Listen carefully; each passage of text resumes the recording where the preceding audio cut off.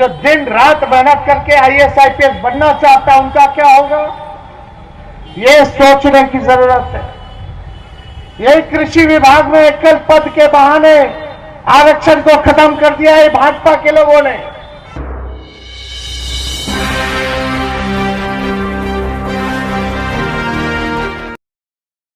नमस्कार, आप देख रहे हैं बिहार मिथिला न्यूज।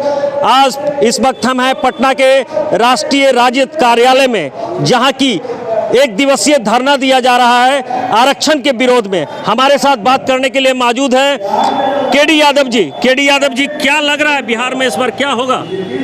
इस बार बिहार में आरक्षण के मुद्दे पे पूरे बिहार की जनता ने मन बना चुकी है कि ये निकम्मी सरकार जो डबल इंजन की सरकार है उसको उखाड़ फेंकने की।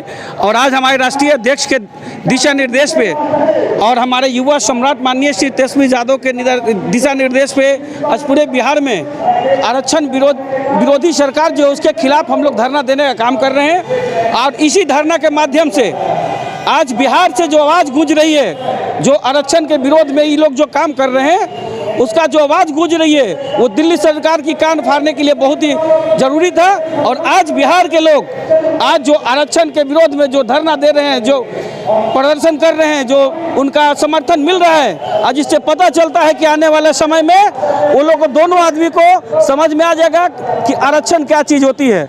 आप एक तरफ से बोलिएगा कि जिसकी हिस्सेदारी उतनी उसकी भागीदारी और आप उसको दीजिएगा नहीं, तो आज लोग बैठने वाला नहीं है। आज आरक्षण लेके रहेगा और जो आरक्षण है उसको लागू करने पड़ेगा। क्या लग रहा है, आप तो मिश्रा जी के साथ भी रहे, तेजस्वी यादव को इस बार मुख्यमंत्री बनाना है? 100%। ये मैं क्या कहूँगा, ये बिहार की जनता पूरी तरह से मन बना चुकी है कि आने वाले समय में बिहार की जनता देख लिया है कि 17 साल बनाम 17 महीना जो माननीय श्री तेजस्वी यादव ने वादा किए थे कि जब मैं मुख्यमंत्री बनूंगा तो पहला पेन से, शपथ के बाद पहला पेन से 10 लाख युवाओं का नौकरी दूंगा।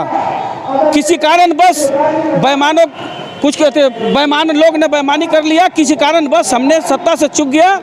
और आज वो जैसे नीतीश जी के साथ सत्ता में आए, उनसे पहले वादा किया इन्होंने कि जो मैंने काम कहा था वो कीजिएगा तो आपके साथ रहेंगे, अन्यथा नहीं रहेंगे। तो उन्होंने कहा कि ठीक है, तो उन्होंने 17 महीना में 5 लाख युवाओं का नौकरी और 2.5 लाख रोजगार देने का काम किया, जो पूरे बिहार की जनता और माँ बहन सब देख रही है। और आज की डेट में सब अपने अपने घर से निकल के नौकरी भी कर रही है। ये पूरा बिहार नहीं हिंदुस्तान देख रहा है। इसलिए पहला ऐसा नेता बिहार में उभरा जो पूरे हिंदुस्तान में अपना कार्य कर दिखाने का काम किया है। जिनकी सरकार चुप्पी साधे, यहां बता लेटरल एंट्री करा दिया गया।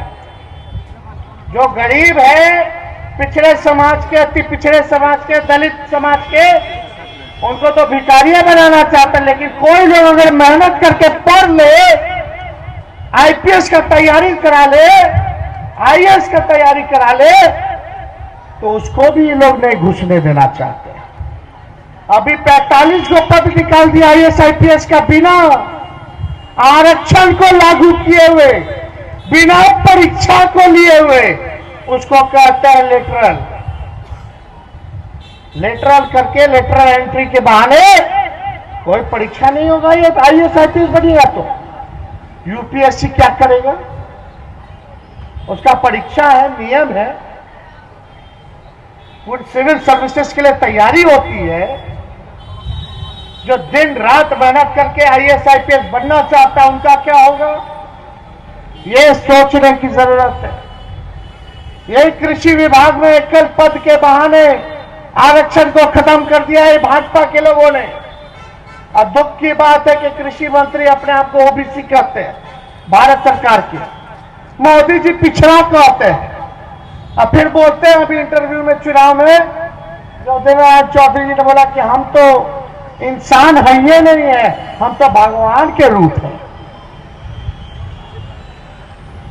ये बात बोलने वाला व्यक्ति, तो आप लोग सब लोगों को ये हम लोग कहने आए हैं कि एकजुट होइए और लड़ाई लड़िए, अपने अधिकार को जानिए। कहावत है ना, जो सोवत है वो खोवत है, सोए रहोगे तो खोते रहोगे, कुछ होना ना जाना नहीं है।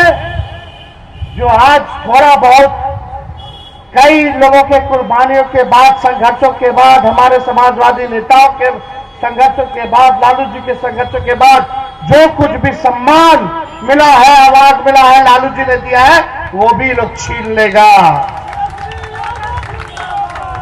इसलिए आप लोग सब लोग एक होइए।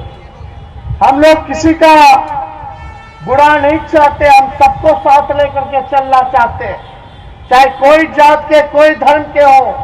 आरक्षण की सीमा को बढ़ाने के लिए कि जो 65% बिहार सरकार ने पूर्व कैबिनेट में जो पास करके भेजा था कि इसको भारत सरकार के 9वीं अनुसूची में दर्ज करने के लिए, ताकि आरक्षण की सीमा जो जनसंख्या के अनुसार बढ़ा सके और अति पिछड़ों के हक और उनके लिए आगे की बात हो सके। भारत सरकार के जब तक 9वीं अनुसूची में वो दाखिल नहीं करेगा, हमेशा उसका मांग पर ध्यान नहीं दिया जाएगा। हमारा ड्रेस है बाबू, हम प्रतिदिन महंगाई के लिए हम धरना प्रदर्शन करते रहते हैं और ये चलते हैं 24 घंटा, खाली सोते हैं 5 घंटा, बाकी 18 घंटा 17 घंटा यही ड्रेस पहनकर पूरे पटना में घूमते रहते हैं, बिहार घूमते रहते हैं और लोगों को बताना चाहते हैं कि महंगाई की मार है, जनता बेबस और लाचार है, डबल इनकम सरकार है, फिर भी आंखों में आंसू का सैलाब बौछार है।